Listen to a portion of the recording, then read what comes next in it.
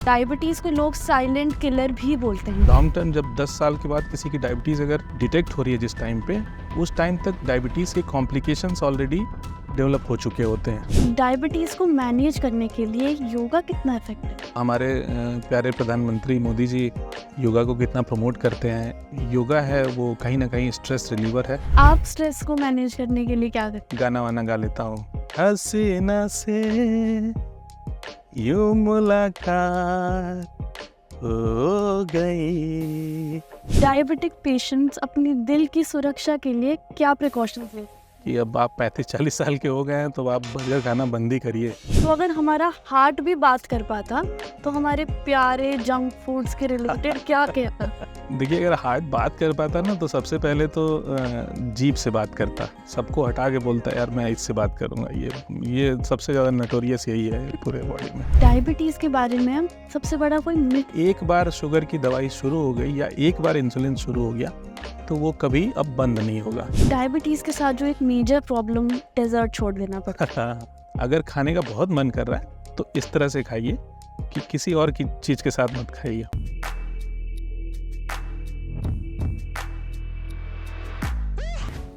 आज हमारे साथ है गोरखपुर के जाने माने physician doctor Rajesh Pandey, MD medicine from Shivang hospital. He is also a specialist in diabetes and critical care. आज हम बात करेंगे डायबिटीज, हार्ट डिजीज और इमोशनल एंड मेंटल वेलबीइंग के बारे में, और डॉक्टर पांडे से हम जानेंगे कि हम किस तरीके से अपनी हेल्थ का बेटर ख्याल रख सकते हैं। नमस्ते डॉक्टर राजेश पांडे जी, स्वागत है आपका हमारे शो में। कैसे हैं आप? Thank you so much. आप सभी को नमस्कार। बहुत अच्छा हूँ, आप लोगों की दुआएं। डायबिटीज की अगर हम बात करें तो डायबिटीज को लोग साइलेंट किलर भी बोलते हैं। इसके बारे में आप क्या कहना चाहेंगे? जी बिल्कुल, डायबिटीज़ साइलेंट किलर है। वजह यह है कि डायबिटीज़ अपने आप में बीमारी तो कहा जाता है लेकिन अपने आप में कोई बीमारी नहीं है। यूजुअली इसके लक्षण बहुत होते नहीं हैं। ज़्यादातर डायबिटीज़ 10 साल, 15 साल, 20 साल के बाद डिटेक्ट होती है कभी कभी। आजकल तो चीज़ें एडवांस हो गई हैं तो थोड़ा सा जल्दी डिटेक्ट हो रही है, लेकिन जब ग्लूकोमीटर्स नहीं हुआ करते थे या लोग इतने अवेयर नहीं होते थे तब डायबिटीज़ को डायग्नोज होने में 10 साल 15 साल एवरेज लग जाते थे। तो शुगर बढ़ने के बहुत ज़्यादा सिम्टम्स नहीं होते हैं, जैसे ज़्यादा प्यास लगना या ज़्यादा पेशाब आना या बार बार भूख लगना।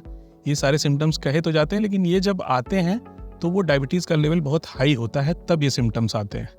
बेसिकली साइलेंट किलर इसलिए कहा जाता है कि लॉन्ग टर्म जब 10 साल के बाद किसी की डायबिटीज़ अगर डिटेक्ट हो रही है जिस टाइम पे, उस टाइम तक डायबिटीज़ के कॉम्प्लिकेशंस ऑलरेडी डेवलप हो चुके होते हैं। That is why this is called silent killer. तो आप बता सकते हैं कि डायबिटीज हमारे ऑर्गन्स को किस तरीके से इफेक्ट करता है? जी, डायबिटीज़ बेसिकली सब लोग जानते हैं कि ब्लड शुगर लेवल्स का ज़्यादा होना, इसी को डायबिटीज़ कहते हैं। तो जब ब्लड शुगर लेवल्स ज़्यादा होते हैं तो हीमोग्लोबिन से शुगर अटैच होता रहता है धीरे धीरे, और इसको कहते हैं ग्लाइकेटेड हीमोग्लोबिन। HbA1c एक टेस्ट होता है, शायद आपने नाम सुना होगा। तो HbA1c टेस्ट इसीलिए करते हैं कि ग्लाइकेटेड हीमोग्लोबिन का क्या अमाउंट है शरीर में। तो जब कोई चीज़ हीमोग्लोबिन से RBC से अटैच हुई है तो वो आपके पूरे ब्लड में घूमेगी, और जब ये घूमती है तो कहीं ना कहीं आपके ब्लड वेसल्स को, नर्व्स को, इनको अफेक्ट करती है। ब्लड वेसल्स तो सारे ऑर्गन्स में जाते हैं बॉडी के, वैसे ही नर्व्स भी पूरे शरीर में ऊपर से नीचे तक हैं। तो अगर नर्व डैमेज हो रहा है तो धीरे धीरे ऑर्गन डैमेज होता है। तो इसलिए हम कहते हैं कि शुगर लेवल, जैसे मरीज सोचता है कि चलो 4 दिन परहेज कर लेते हैं और फिर उसके बाद शुगर टेस्ट कराएंगे, तो समटाइम्स होता क्या है कि मरीज आता है, कहता है साहब हमारा फास्टिंग पीपी तो बहुत बढ़िया आ रहा है। तो हम लोग क्या देखते हैं कि HbA1c क्या है। HbA1c से हमें पता चलता है ग्लाइकेटेड हीमोग्लोबिन, जो कि असल में नुकसान कर रहा है, उसका क्या लेवल है। तो वो पिछले 3 महीने का एवरेज निकाल के आता है, तो वो और कंट्रोल करना बहुत ज़्यादा ज़रूरी है। उससे आप एंड ऑर्गन डैमेज रोक सकते हैं, जो कि कॉम्प्लिकेशंस हैं, जैसे कि अभी हम लोग आगे बात करेंगे उस पर, रेटिनोपैथी और ये सारी चीज़ें, उस पर हम लोग उसको प्रिवेंट कर सकते हैं। टाइप 1, टाइप 2 डायबिटीज के पैथोफिजियोलॉजी के बारे में आप थोड़ा बता सकते हैं? बिल्कुल। देखिए, टाइप 1 और टाइप 2 डायबिटीज़ दोनों बिल्कुल अलग अलग चीज़ें हैं। डायबिटीज़ इसलिए दोनों को कहा जाता है कि दोनों में ही ब्लड शुगर लेवल्स बड़े होते हैं। टाइप 1 डायबिटीज़ को इंसुलिन डिपेंडेंट डायबिटीज़ कहा जाता है। उसका मतलब ये हुआ कि बॉडी में जो इंसुलिन का प्रोडक्शन है, बीटा सेल्स होती हैं पैंक्रियाज में हर इंसान के, जो कि इंसुलिन का प्रोडक्शन करती हैं। तो जिनको टाइप 1 डायबिटीज़ होता है उसमें बीटा सेल्स होती ही नहीं है, तो उनमें इंसुलिन बिल्कुल नहीं सिक्रीट हो रहा है। तो यूजुअली ये टाइप 1 डायबिटीज़ बच्चों में, आपने देखा होगा बच्चों में टाइप 1 डायबिटीज़ होती है। टाइप 2 डायबिटीज़ के बहुत सारे फैक्टर्स होते हैं। एक तो इंसुलिन डेफिशिएंसी होती ही है, लेकिन अगर आप बीटा सेल्स देखेंगे तो टाइप 2 डायबिटीज़ के पेशेंट में बीटा सेल मिलेंगे। ओवर 60% बीटा सेल्स डिस्ट्रॉय होने पे ही ज़्यादातर टाइप 2 डायबिटीज़ डिटेक्ट होती है। लेकिन इसका और भी फैक्टर होता है, जैसे कि इंसुलिन रेजिस्टेंस बोलते हैं। जैसे मोटापे में आपने देखा होगा जो मोटा हो गया है अचानक से, या मेटाबॉलिक सिंड्रोम जिसको बोलते हैं, उसमें डायबिटीज़ यूजुअली प्रेजेंट होती है। रीज़न बिहाइंड दैट कि इंसुलिन है तो शरीर में, लेकिन उसके शरीर में उसका जो सरफेस एरिया है बॉडी का, पर्सन का, उसके लिए वो काफ़ी नहीं बना पा रहा है पैंक्रियास।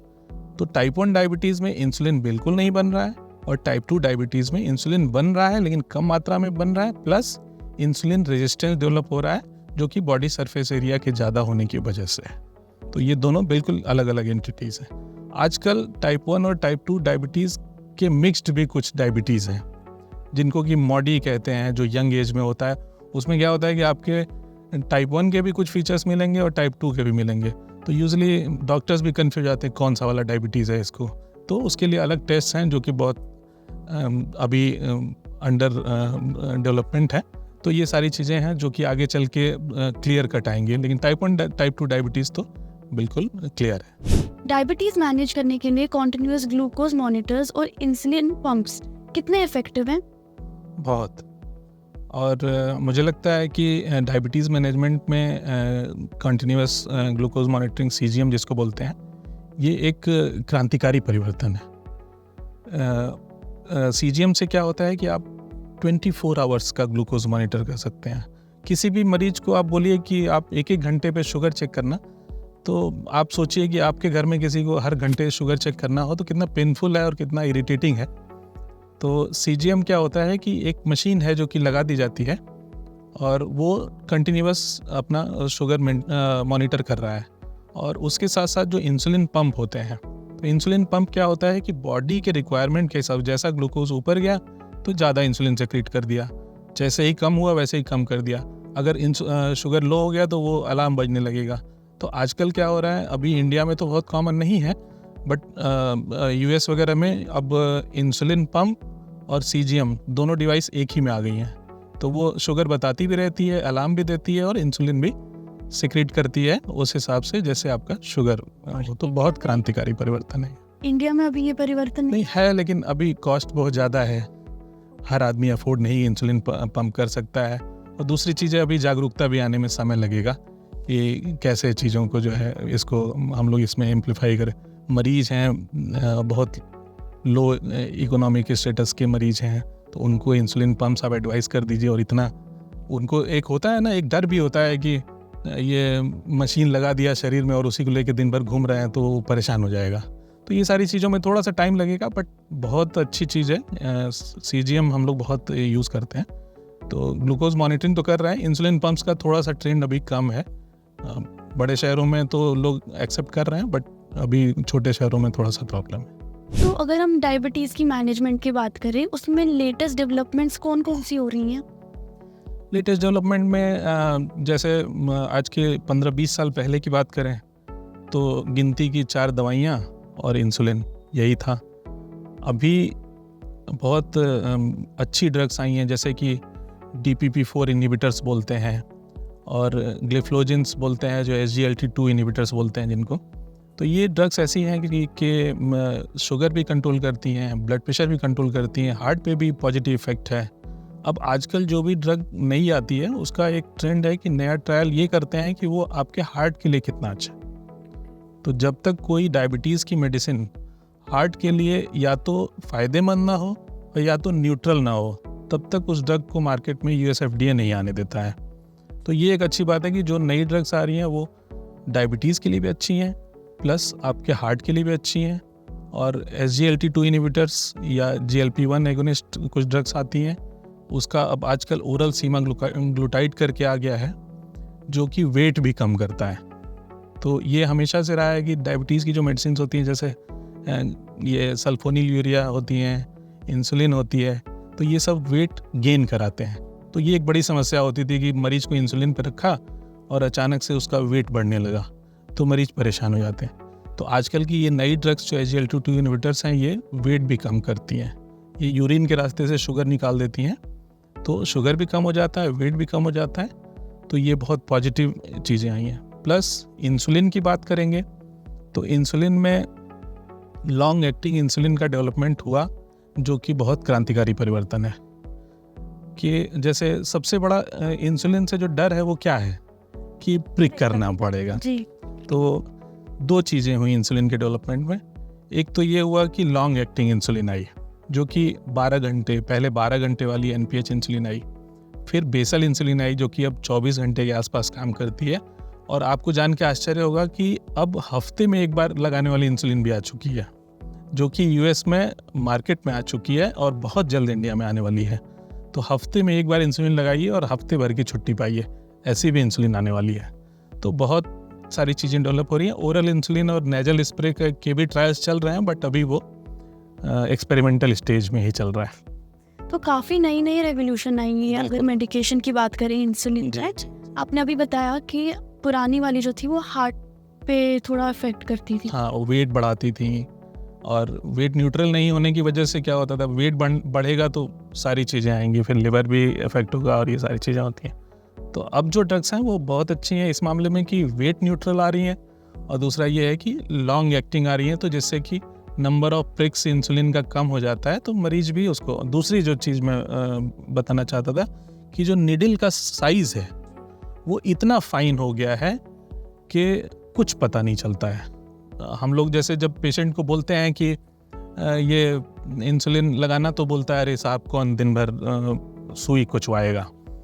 तो प्रैक्टिकली उसको बुला के हम कहते रुको, आप लेके आओ, मैं बताता हूँ। उसको आँख बंद कर लो आप, और जब उसको इंसुलिन लगाते हैं और हटा लेते हैं तो पूछते हैं कि कुछ पता चला। तो अब ऐसी भी इंसुलिन है कि कुछ पता नहीं। इंसुलिन पेंस बहुत रेवोल्यूशनरी है।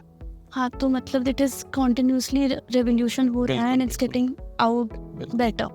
बिल्कुल, क्योंकि डायबिटीज़ अपने आप को इतना फैला चुका है कि हमें कहीं ना कहीं उसके साथ रेस लगानी ही पड़ेगी। जी, we have no other option. बिल्कुल।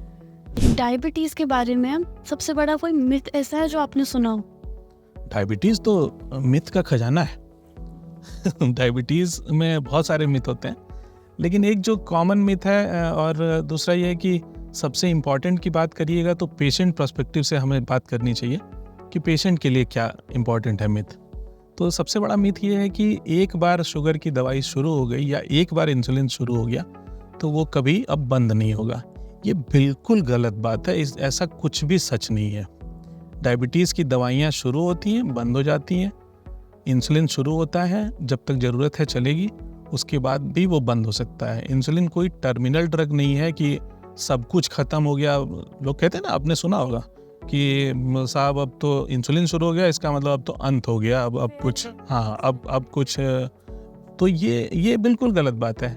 सच बात तो ये है कि इंसुलिन अगर बहुत अर्ली स्टेज ऑफ डायबिटीज़ में स्टार्ट कर दें हम, तो वो कहीं ना कहीं डायबिटीज़ को ठीक करने में हेल्प करता है। डायबिटीज़ एक ही दवाई से ठीक हो सकती है, वो है इंसुलिन।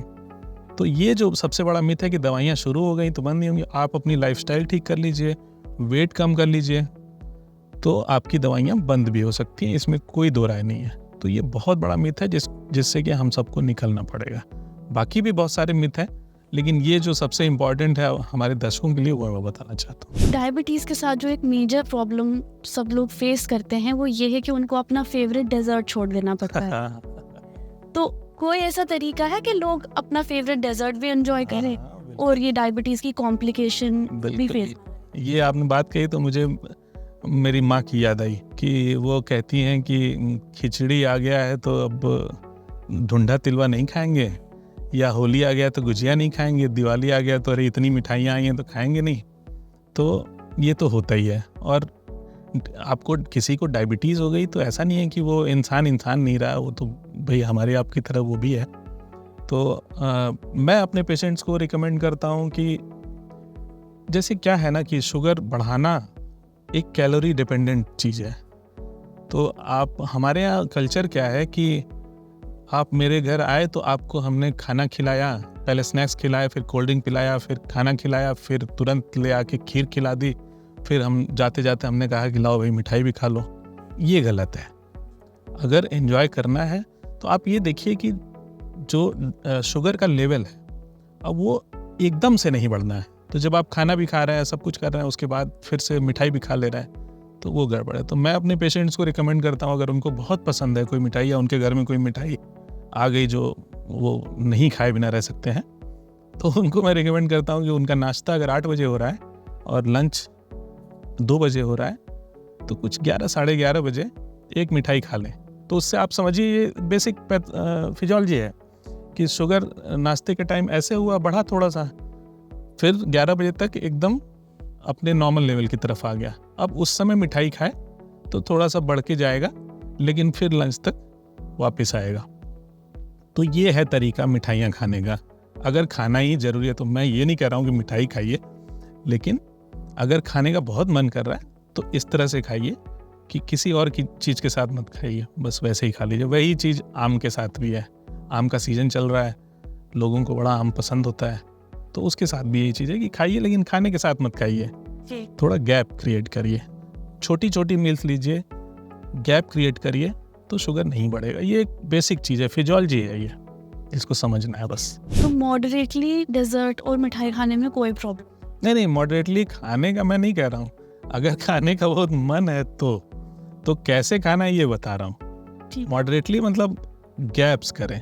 जब मिठाई खा रहे हैं, अब होता क्या है ना कि खीर पूड़ी नहीं खाना है, पूड़ी अलग खाना है और खीर अलग खाना है, तो थोड़ा अलग अलग कर देंगे तो वो शुगर का वो रिकमेंडेशन नहीं है, लेकिन अगर खाना ही है और खाते ही हैं सब लोग, कोई बचाता थोड़ी ना।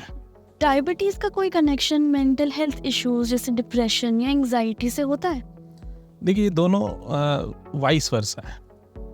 अब आप समझिए कि अगर स्ट्रेस हो गई लाइफ में, यंग एज में स्ट्रेस हो गई तो बॉडी में सिंपैथेटिक सिस्टम हमेशा हावी रहेगा।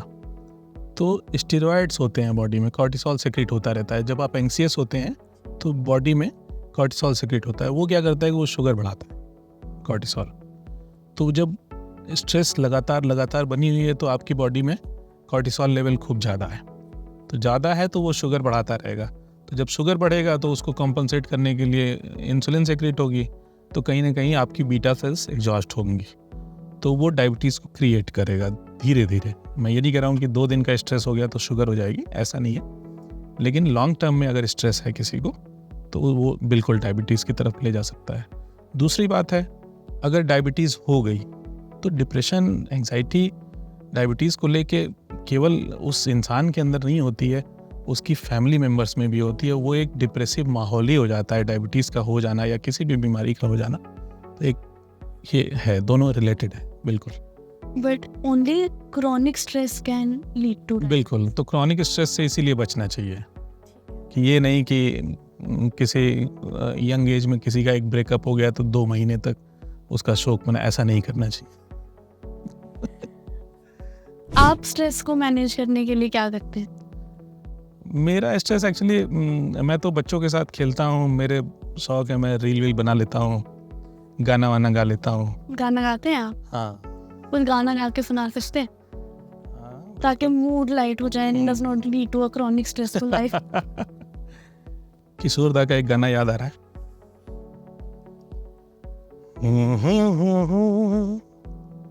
हसीना से यूं मुलाकात हो गई, एक अजनबी हसीना से यूं मुलाकात हो गई, फिर क्या हुआ ये ना पूछो, कुछ ऐसी बात हो गई, एक अजनबी हसीना से यूं मुलाकात हो गई।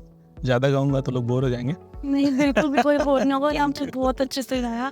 आई एम श्योर इससे सिर्फ आपका स्ट्रेस नहीं, आपके सराउंडिंग में भी स्ट्रेस बहुत कम हो जाता हो। Thank you. ये गाना आपका बिल्कुल दिल को छू गया है। Thank you so much. दिल की बात करें तो डायबिटिक पेशेंट्स अपनी दिल की सुरक्षा के लिए क्या प्रिकॉशंस ले सकते हैं? अब देखिए, डॉक्टर के साथ यही विडम्बना है कि बात दिल की करेगा तो हार्ट पे पहुंच जाती है। क्या करें। तो दिल की सुरक्षा बहुत ज़रूरी है। जैसे कि हम लोग बात कर रहे थे ना अभी कि डायबिटीज़ के पेशेंट्स में कॉम्प्लिकेशंस की, तो सबसे जो मेजर कॉम्प्लिकेशन है वो कार्डियोवैस्कुलर है, मतलब हार्ट और नसों से रिलेटेड।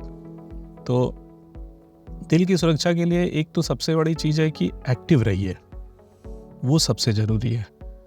आजकल सेडेंटरी लाइफस्टाइल है, बच्चे मोबाइल में, पीसी गेम्स में, एक्सबॉक्स में, पता नहीं कहाँ कहाँ घुसे हुए हैं। तो एक्टिव रहना बहुत ज़रूरी है हार्ट के लिए। दूसरी चीज़ है डाइट। जंक फूड्स सबको पसंद होते हैं, बट उसका एक लिमिट होना चाहिए और एक एज होनी चाहिए। जैसे बर्गर खाने की एक उम्र है जो कि निकल जानी चाहिए एक टाइम पे, कि अब आप 35-40 साल के हो गए हैं तो आप बर्गर खाना बंद ही करिए। कभी बच्चों में से एक बाइट ले लिया वो बात अलग है, नहीं तो हार्ट को ठीक रखने के लिए एक तो शुगर का कंट्रोल करना, दूसरा अपनी डाइट को मेंटेन करना प्रॉपर, तीसरा एक्टिव रहना। जो सबसे इम्पॉर्टेंट है वो है एक्टिव रहना। देखिए, हमारे पूर्वज जो थे वो खाने में कोई कंजूसी थोड़ी ना करते थे, लेकिन वो एक्टिव रहते थे।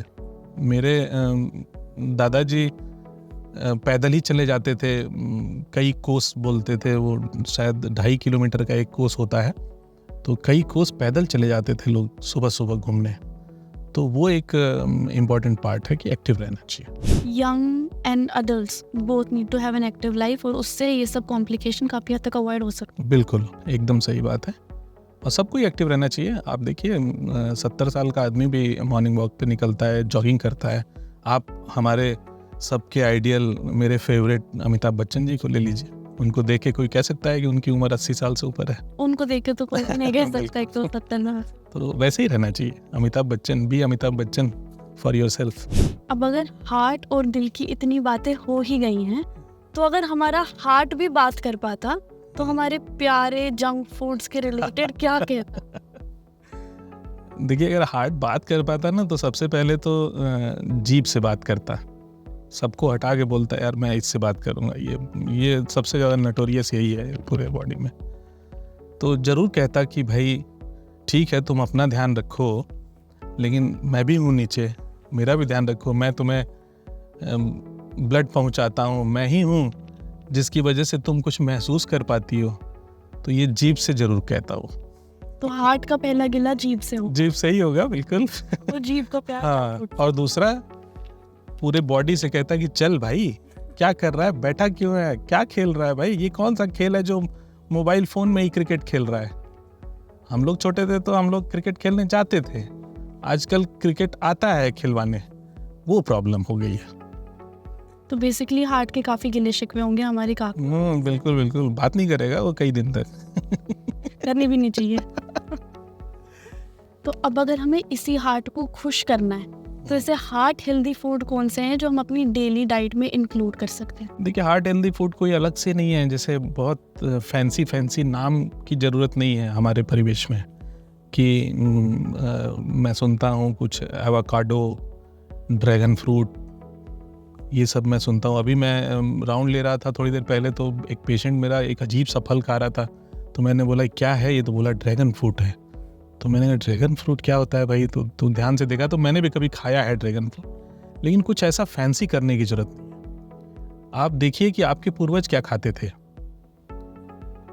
चीज़ों को जितना प्रोसेस करेंगे, ये समझिए ग्लाइसेमिक इंडेक्स, शुगर लेवल बढ़ना हार्ट पे इफेक्ट करता है, ये हम लोग अभी बात किए हैं।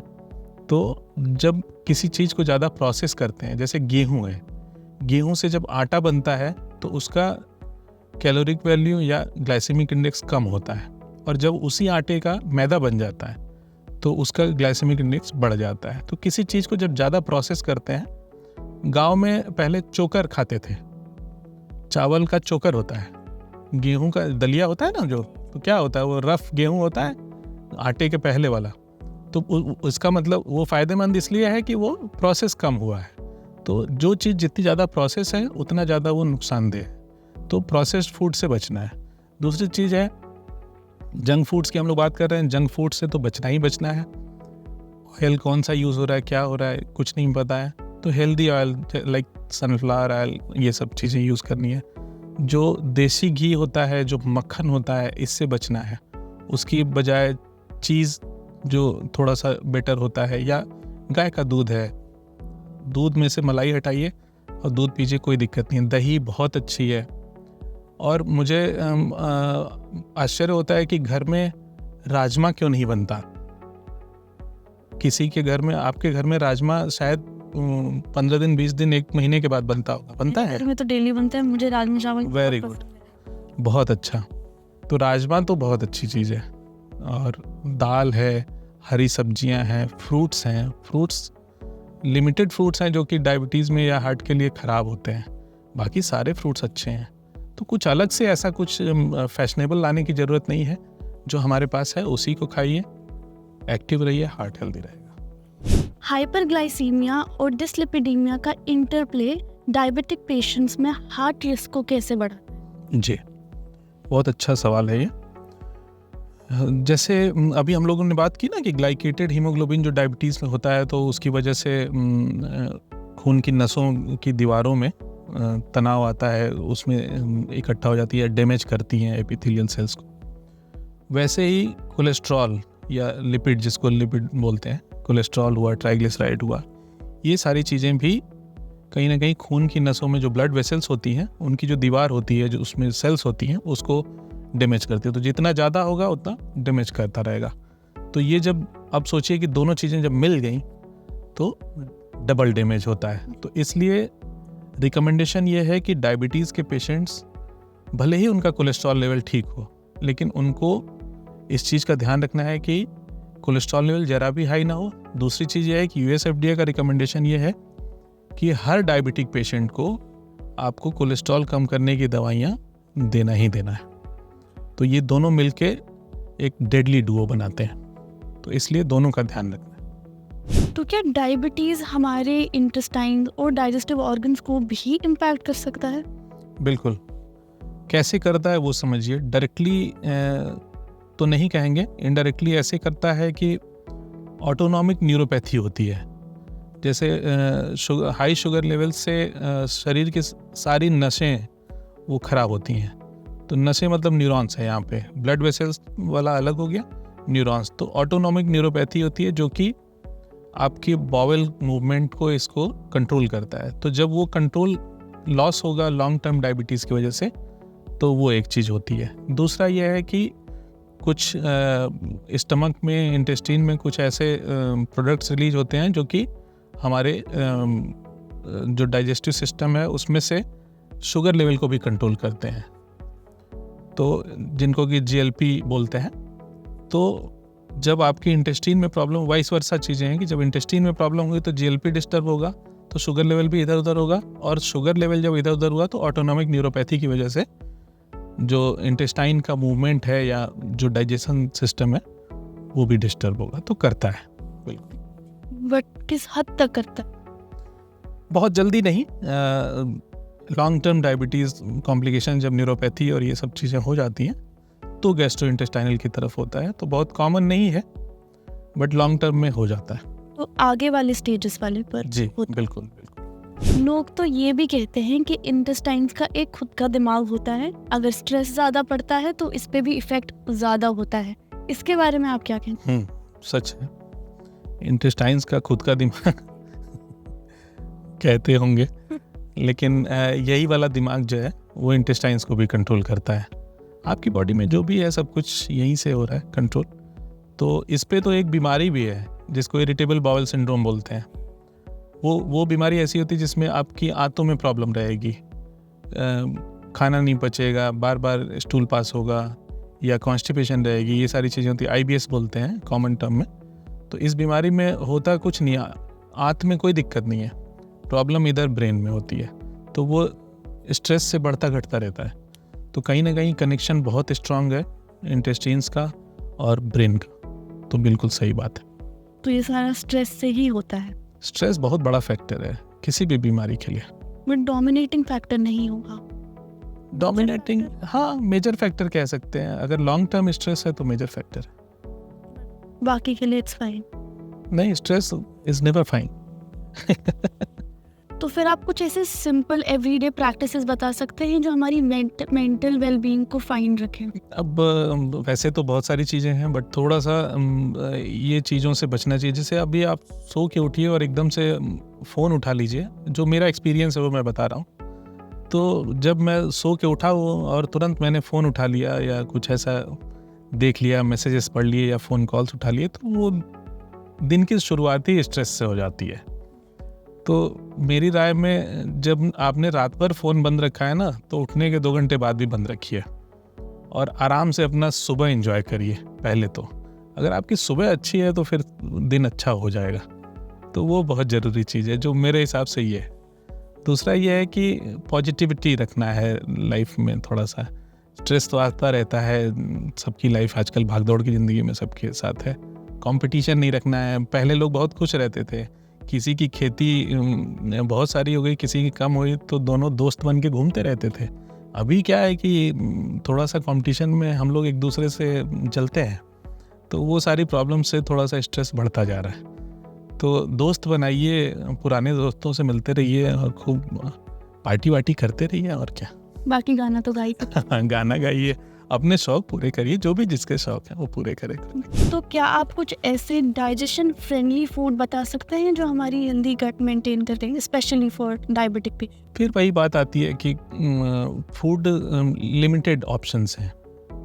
अगर हम जंक फूड्स को और मार्केट वाले फूड्स को हटा दें, जैसे आजकल प्रिजर्व्ड फूड्स का जो फैशन है ना, वो सबसे प्रॉब्लमेटिक है।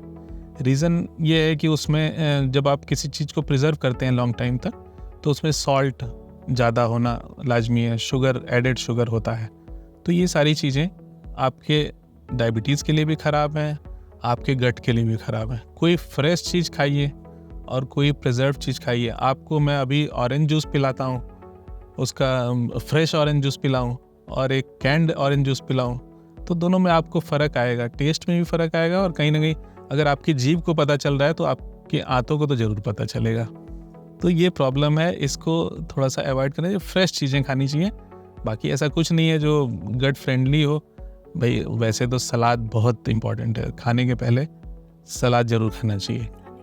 हाँ, खाने के पहले, खाना खाने उससे 2 चीज़ें फ़ायदे। देखिए फ़ायदे क्या है, एक तो सलाद खाया तो रफेज अपना जगह बना लिया आपके आंत में। दूसरा यह है कि जब आप सलाद खाते हैं तो आपकी जो भूख है, जो सैटिस्फैक्शन है, वो थोड़ी सी कम हो गई, तो आप खाना कम खाएंगे।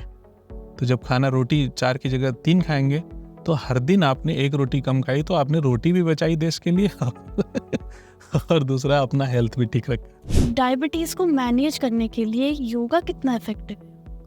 बहुत। हाँ, केवल डायबिटीज़ के लिए नहीं, ओवरऑल हेल्थ के लिए, हाइपरटेंशन हो या हार्ट डिजीज़ हो। आप देखते होंगे आज अब तो हमारे प्यारे प्रधानमंत्री मोदी जी योगा को कितना प्रमोट करते हैं। तो योगा बहुत अच्छा है। और जो अभी हम लोग बात कर रहे थे स्ट्रेस की, और जो बात कर रहे थे कि कैसे आप अपना मूड ठीक रख सकते हैं, तो जो योगा है वो कहीं ना कहीं स्ट्रेस रिलीवर है। और आप छोटा सा भी 10 मिनट का योगा करिए तो आप खुद फील करेंगी कि आपका स्ट्रेस बहुत कम हो जाता है। तो स्ट्रेस कम हुआ और फिजिकल एक्टिविटी हुई, तो मिला जुला के डायबिटीज़ के लिए बहुत फ़ायदेमंद। रिसेंटली कुछ ब्रांड्स हर्बल टी भी रेकमेंड कर रहे हैं, इससे डायबिटीज मैनेजमेंट में कितना फर्क पड़ता है? बिल्कुल, देखिए कोई नई चीज़ नहीं है ये। हर्बल प्रोडक्ट्स तो बहुत ज़माने से यूज़ होते हैं। जैसे आपने सुना होगा कि जामुन का बीज होता है, तो वो उसका चूरा बना के लोग खाते हैं। आज से नहीं, बहुत पहले से। हम लोग छोटे थे तो सुनते थे कि डायबिटीज़ के पेशेंट्स लेते हैं। मेथी होती है, मेथी फाँकते हैं सुबह सुबह। ऐसे ही बहुत सारे नेचुरल प्रोडक्ट्स हैं। और दवाइयाँ या कोई भी चीज़ जो है नेचर से ही जनरेट होती है, तो उसी का प्योरीफाइड फॉर्म होता है। तो हर्बल टीज़ ठीक है, कोई दिक्कत नहीं है, लेकिन यह है कि this is not a replacement to any drug और इंसुलिन। तो ध्यान ये देना है कि आप डॉक्टर की रिकमेंडेशन पे रहिए। दूसरी बात यह है कि ऐसा नहीं कि हर्बल टी पी रहे हैं तो अब सारी दवाइयाँ बंद हो जाएंगी। तो ये एड ऑन है। तो आपकी शायद 5 दवाइयाँ चल रही हों, तो कोई एक भविष्य में अगर हर्बल टी आप पी रहे हैं, तो अगर वो आप टॉलरेट कर ले गए तो मे बी कि आपकी एक कोई दवाई कम हो जाए या 2 कम हो जाए, या हो सकता है कि सारी दवाइयाँ कम हो जाए, ये मैं नहीं कह सकता। लेकिन एड ऑन्स हैं, ध्यान ये रखना है कि दवाइयों का रिप्लेसमेंट नहीं है। तो रिसेंटली मैंने भी सुना है प्योरली योर्स करके कोई कंपनी है जिसने कि कुछ सुगा शील्ड करके एक लॉन्च किया है। तो देखता हूँ, मैं यूज़ करके देखता हूँ क्या है उसका। आपने हमारे बहुत सारे क्वेश्चंस का आंसर करा और डेफिनेटली सबका स्ट्रेस भी काफ़ी कम कर लिया अपना गाना गा के। तो thank you so much for coming to the show and being very informative for everybody. Thank you so much.